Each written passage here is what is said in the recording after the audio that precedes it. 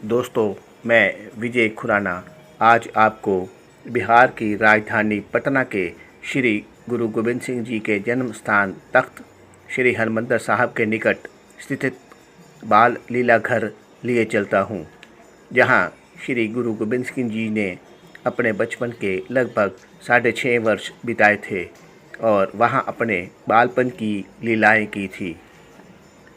सिख धर्म के 10वें गुरु श्री गुरु गोविंद सिंह जी के जन्म स्थान के कारण पटना को अपने इस गौरवशाली अतीत पर गर्व भी है। पटना में 7 ऐतिहासिक सिख गुरुद्वारे हैं। उनमें से एक प्रसिद्ध गुरुद्वारा बाल लीला मैनी है। गुरुद्वारा बाल लीला मैनी श्री गुरु गोविंद सिंह जी के जन्म स्थली हरमंदिर साहब के पीछे एक संकरी गली में स्थित है। यह गुरुद्वारा 28 अगस्त 1668 में बनाया गया था। यह तख्त हरमंदिर साहिब के करीब संकरी गली में गुरुद्वारा बाल लीला मैनी उस घर को चिन्हित करता है जहां राजा फतेह चंद मैनी और उनकी रानी विशंबरा देवी रहते थे। राजा फतेह चंद मैनी और रानी विशंबरा देवी मैनी निसंतान थे। राजा और रानी को उस समय के महान विद्वान और महान संत पंडित शिवदत्त के समक्ष संतान प्राप्ति के लिए अनुरोध करने को कहा गया था। उस समय गुरु साहिब ने बाला प्रीतम गोविंद राय जी के नाम से माता गुजरी के घर जन्म लिया था, जो सर्वशक्तिमान थे। संत पंडित शिवदत्त ने बताया कि बाला प्रीतम जी ही उनकी इच्छा पूरी कर सकते हैं। गुरु साहिब जी अपने बाल साथियों के साथ संकरी गली में से रानी के प्रांगण में खेलने जाते थे। वह अपने दोस्तों के 2 समूह बना लेते थे, एक तरफ मजबूत दोस्त और दूसरी तरफ कमज़ोर दोस्त। वह खुद कमज़ोर समूह में शामिल हो जाते थे और कमज़ोर समूह मजबूत समूह को हरा देता था। रानी विशंबरा देवी जी उनकी इस बचकानी मनभावन हरकतों को देखकर मन में कहती थी कि उन्हें भी उनके जैसा बच्चा मिले ताकि उनके परिवार का नाम आगे बढ़ता रहे। अकाल स्वरूप गोविंद राय जी रानी के मन की बात जान गए और एक दिन खेलते खेलते रानी की गोद में बैठ गए और बोले कि माँ, मैं आपका धर्मपुत्र हूँ।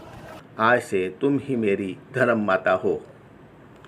गुरु साहिब जी की बचकानी बात सुनकर रानी विशंबरा जी भावुक हो गई और उनकी आंखों में आंसू आ गए और कहा, मेरे मन की इच्छा है कि मुझे भी एक बेटा मिले जिसके साथ वह इस दुनिया से जुड़ सके। गुरु साहिब ने वचन दिया कि आप मेरे जैसे पुत्र के लिए ही प्रार्थना कर रहे थे, परंतु मेरे जैसा तो केवल मैं ही हूँ। अतः आज से मैं ही आपका तुम्हारे लिए धर्म का पुत्र हूँ और तुम मेरी धर्म की माता हो। और कहा कि संसार में बहुत से राजा रानी हुए हैं, कुछ समय बाद उनका संसार से नाता टूट जाता है और इस संसार में उनका नाम लेने वाला कोई नहीं रहता, लेकिन मैं आपका ऐसा पुत्र हूँ कि जब तक यह पृथ्वी रहेगी तो तेरा नाम इस दुनिया में रहेगा। गुरु जी के वचन सुनकर रानी विशंबरा को पवित्र ज्ञान प्राप्त हुआ और फिर उसने गुरु साहिब को अपनी बाहों में ले लिया और उनसे बहुत प्यार किया। गुरु साहिब ने फिर कहा कि माँ, खेलते खेलते मुझे भूख लग गई है, मुझे कुछ खाने को दो। रानी ने दासियों से कहकर 36 प्रकार का भोजन बनाने को कहा। तब गुरु साहिब ने रानी से कहा कि माँ, हमें आपके हाथ की बनाई हुई पूरी और घुघनी ही खानी है। यह शब्द सुनकर रानी को पंडित शिवदत्त जी के कहे हुए शब्द याद आ गए कि वास्तव में इस भूमि पर सर्वसमर्थ व्यक्तियों ने जन्म लिया है और वह बाला प्रीतम ही है। बस यही सोचते सोचते उनका पवित्र ज्ञान मान्य हो गया और प्रेम में पड़कर उन्होंने अपने धर्मपुत्र बाला प्रीतम राय जी को पूजियाँ और घुघनी खिला दी। प्रसाद खाने के बाद गुरु ने अपने दोस्तों को भी प्रसाद खिलाने को कहा। इसके अतिरिक्त और भी कई बाल लीलाएं गुरु जी के बचपन से जुड़ी हुई हैं। उनमें से एक है कि बाल लीला गुरुद्वारा में लगा करौंदा का पौधा।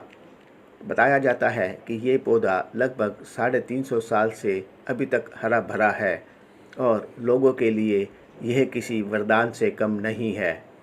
बताते हैं कि इस पौधे को गुरु महाराज ने स्वयं लगाया था। कहा जाता है कि गुरु महाराज को दातुन करने के लिए माता विशंबरा ने करौंदा का डंठल दिया था, जिसे गुरु महाराज ने जमीन में गाड़ दिया और इसके कुछ दिन बाद वह डंठल पौधा बन गया और अभी तक वह करौंदे का हरा भरा पेड़ है। ऐसी मान्यता है कि जिसे संतान नहीं हो रही है तो जो कोई इस पौधे के पत्ते को या फल को खाता है उसे अवश्य संतान होती है। इस पौधे के पत्ते और फल को खाने से श्रद्धालुओं की हर मनोकामना पूरी हो जाती है। बाहर से आए श्रद्धालु इस करौंदे के पत्ते और फल को प्रसाद के रूप में अपने घर ले जाते हैं। जब गुरु पटना साहिब की भूमि छोड़ने वाले थे तो राजा फतेहचंद मैनी और रानी विशंबरा ने उनसे अनुरोध किया कि अब आप हमारे धार्मिक पुत्र बन गए हैं और अब हम आपके बिना कैसे रह सकते हैं। तब गुरु साहिब ने बताया कि यह गुरु पिता श्री गुरु तेग बहादुर जी का आदेश है, इसलिए उन्हें पंजाब में जाना होगा और वह पिता का आदेश मना नहीं कर सकते, क्योंकि किसी विशेष प्रयोजन के तहत पंजाब में उनकी आवश्यकता है।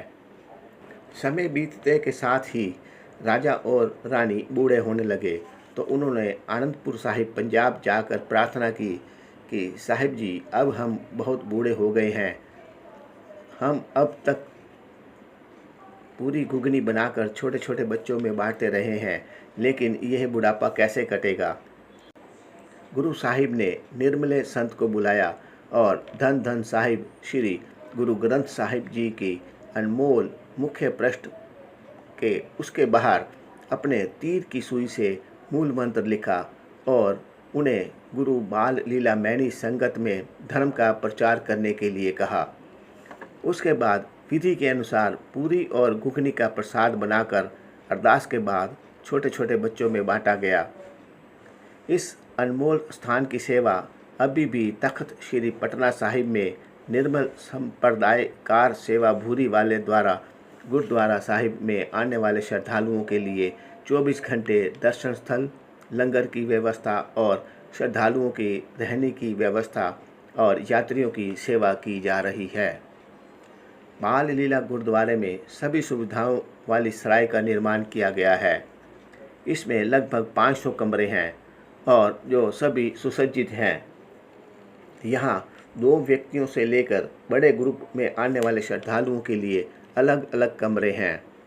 एक बड़े हॉल से लेकर 5 सितारा कमरे जैसी सुविधाओं के साथ कई कमरे उपलब्ध हैं और आवश्यकता के अनुसार कमरे उपलब्ध हैं।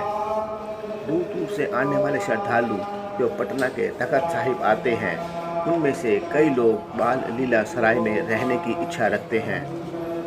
तख्त साहिब से पैदल दूरी है और यहाँ तक कि आपको तख्त साहिब से बैटरी रिक्शा भी मिल जाएगी, क्योंकि यहाँ आने वाले श्रद्धालुओं की संख्या बहुत अधिक है, इसलिए यहाँ कमरे की बुकिंग भी बहुत मुश्किल से मिल पाती है।